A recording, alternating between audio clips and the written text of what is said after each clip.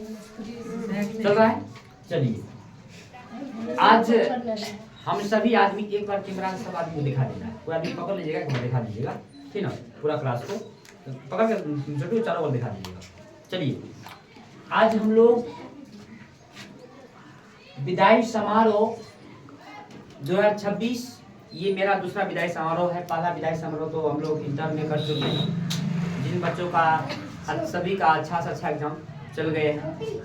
चलिए, आज हम लोग वर्ग 10 के जो छात्र और छात्राएं हैं, इस विदाई समारोह में जो सम्मिलित हुए हैं और जो नहीं भी हुए हैं, उन दोनों के लिए ये वीडियो महत्वपूर्ण रहेगा।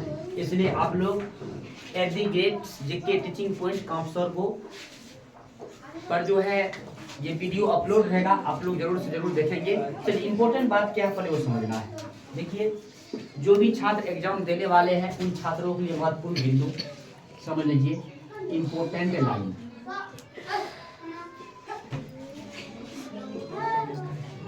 ठीक ना। इंपॉर्टेंट लाइन क्या रहेगा? देखिए, जो छात्र 17 फरवरी से एग्जाम देने वाले हैं उन सभी छात्र को एडमिट कार्ड मिल गया होगा, जिसको हम लोग प्रवेश पत्र कहते हैं। और एडमिट कार्ड में देख लेना है कि मेरा फोटो है कि नहीं है, मेरे माता पिताजी और मेरा नाम है कि नहीं, देख लेना है। और आप जब घर से निकलेंगे तो क्या सब डॉक्यूमेंट रहेगा वह जान लीजिए।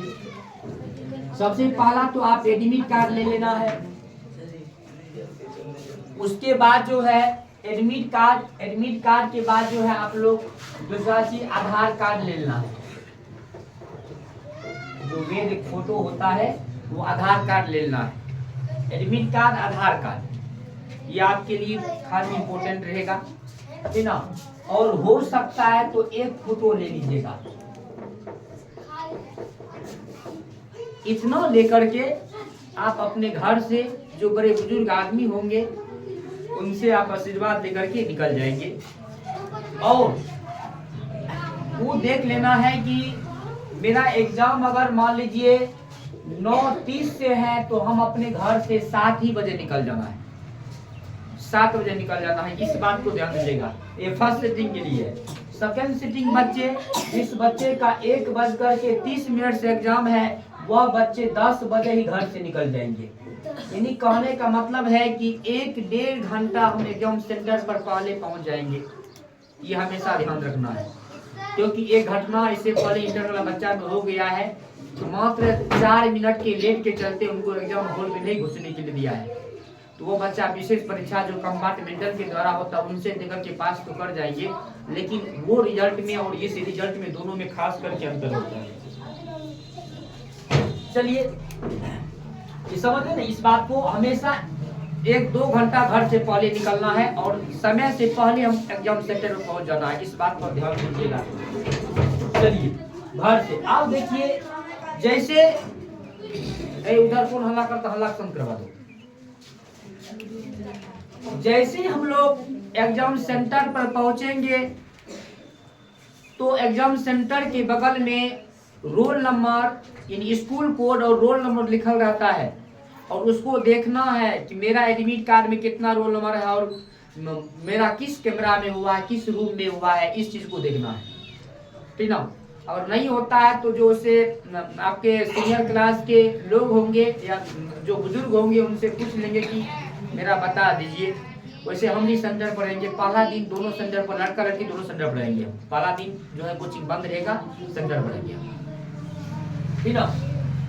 तो जैसे मान लीजिए रूम पता चल जाएगा तो आप जो है जब जैसे एंट्री करना शुरू कर देता है तो आप लाइन में लग जाइए। एडमिट कार्ड, आधार कार्ड, हाथ फोटो साथ लेकर के जाइए, ताकि जो वहाँ के अंदर के शिक्षक होंगे, जिसको हम लोग कहते हैं रूम का जो वही मेन शिक्षक होता है, ठीक ना, उनके दिशा निर्देश अनुसार चलना है। जैसे रूम जाएंगे और जो बेंच डेस्क हमें मिलेंगे, जिस पर लिखा उस पर जो बेंच डेस्क पर रोल नंबर लिखल रहता है, रोल नंबर मिल जाएगा। आप वो एडमिट कार्ड रख करके उसकी अगल बगल देखना, कोई चीज पुर्जा है, कुछ भी है तो क्या करना है, पहले उस चीज पुर्जा को जो शिक्षक होंगे जो विक्षक होंगे उस विक्षक को बोल देंगे कि सर वहाँ चीट पुर्जा है, उनको हटाया जाए। ये पहले आप कर लीजिएगा, सबसे बेहतर आपके लिए रहेगा, ठीक ना। उसके बाद जैसे आपका समय आ जाएगा क्वेश्चन देने का, ओमारशीट देने का, तो क्वेश्चन और ओमारशीट जो आपको मिलेगा, ओमारशीट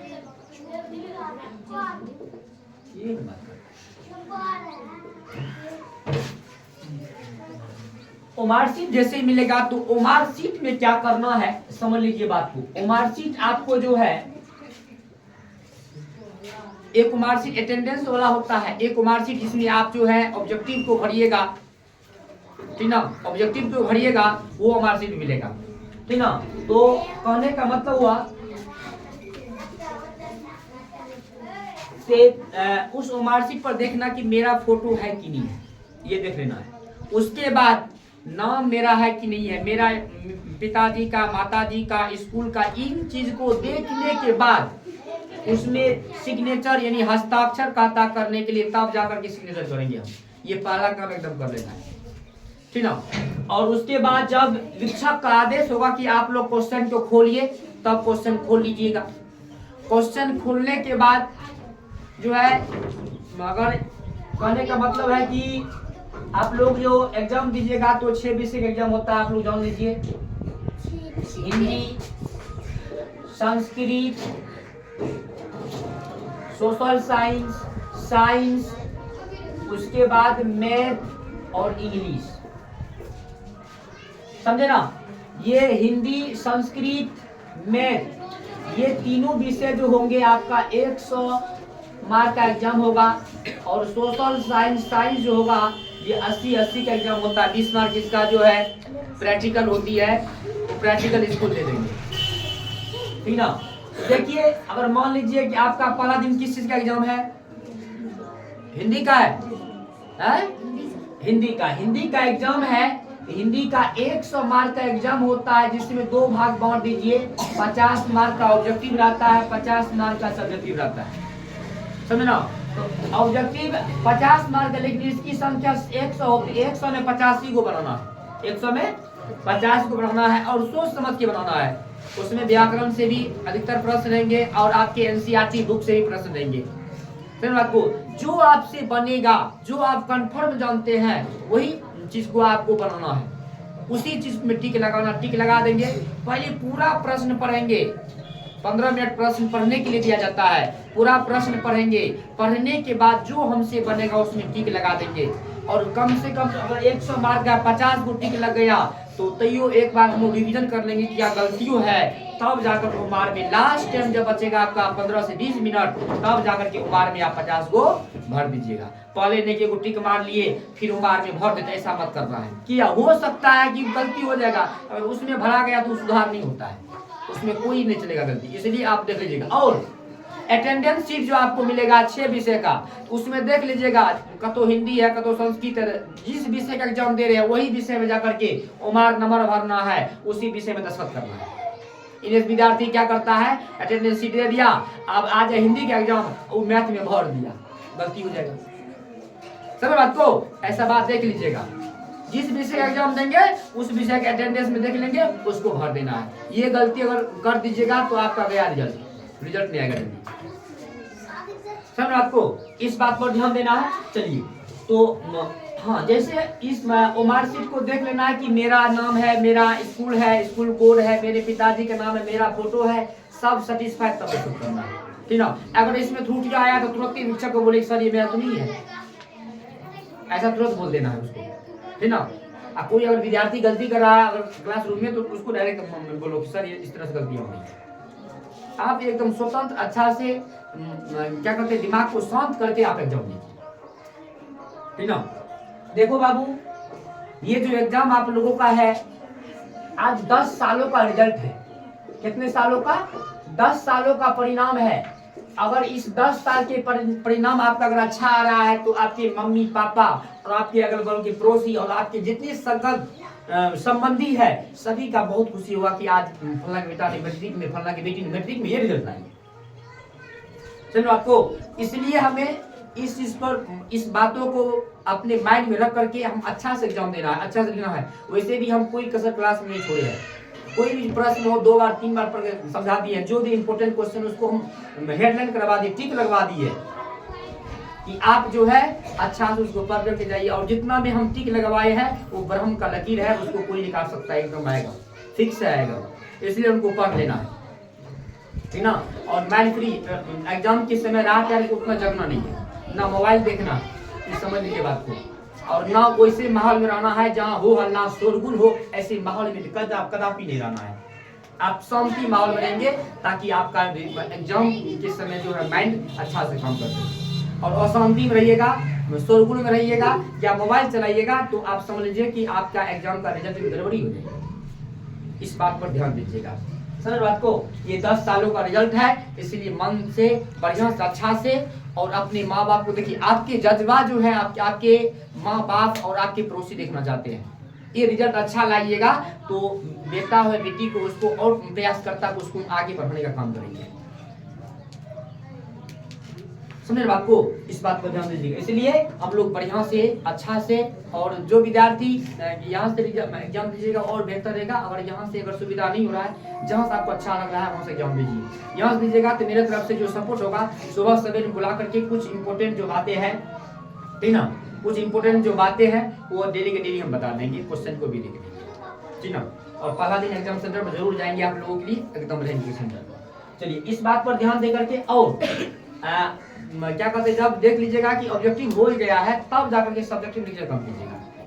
तो सब्जेक्टिव में जो लिखिएगा उसका जो पेज, जैसे डायरी देखते हैं ना आप लोग लंबा वाला, उस तरह से पेज रहता है। और क्या कहते हैं, जिस प्रश्न, जैसे मान लीजिए जो प्रश्न लिखिएगा उस प्रश्न का प्रश्न संख्या लिखना है, उसका उत्तर लिखना है, ठीक ना, सभी में। और मैथ में हमेशा जिस प्रश्न का हल करना है उसका हल नंबर दे करके हल कर करके लिख करके, इस बात पर ध्यान हमेशा दीजिएगा। हिंदी और संस्कृत में जहाँ फुल स्टॉप है, वैसे आपका जो है यूट्यूब चैनल पर हम वीडियो अपलोड कर देंगे, आप लोग एक बार जरूर देखिएगा, देख करके जाइएगा। वो आपका जरूरी नहीं है कि वो आप पूछिए देगा, मतलब एक आपका शेड्यूल बता दिए है कि इस तरह से एग्जाम रहेगा, इस मार्च का, ठीक ना। इस बात पर ध्यान दीजिएगा।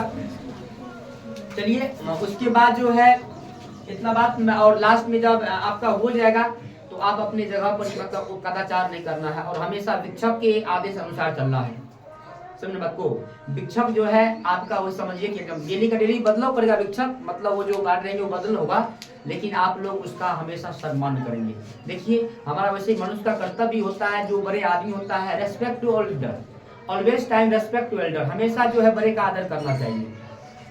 ये विद्यार्थी नहीं है, एक मनुष्य का कर्तव्य होता है, ठीक ना। और अगर शिक्षित आदमी इस बात को अगर बढ़ावा देगा, वो खुद चलेगा करेगा, तभी वो उसने जो छोटा बच्चा वो भी सीखेगा, ठीक ना। इस बात पर ध्यान देना है। और आप लोग समझिए, शिक्षा में विश्वास तभी पैदा आएंगे जब आप लोग अच्छा रिजल्ट लाएंगे। रिजल्ट माँ बाप ये पहनावा, ये ओढ़ावा, ये पढ़ाई, कितना तुम घंटा पढ़ रही, इस कुछ नहीं देखता। वो देखता है कि मेरा बच्चा रिजल्ट कितना लाया है, वो देखता है कि मेरा बेटा बेटी का परसेंटेज क्या है, वो चीज देखता है। इसलिए इस बात पर ध्यान देना है, ठीक ना। और उसके बाद आगे का जो प्रोसेस है तो आप लोग को बता दिए कि सोमवार को मंडे शाम जो है 6:30 और 7 के बीच में हम यूट्यूब चैनल पर लाइव आएंगे। आप लोग सभी आदमी जरूर जुड़िए, और उसमें जो भी कमेंट कीजिएगा आपके कमेंट का जवाब दिया जाएगा। जो भी आपके मन में कोई भी प्रश्न होगा वो बोलिएगा, उसका डायरेक्ट लाइव के माध्यम से हम आपको देंगे, ठीक ना। चलिए धन्यवाद, इतनी बात, और आगे का बात हम लोग करेंगे। हो गया बंद हुआ।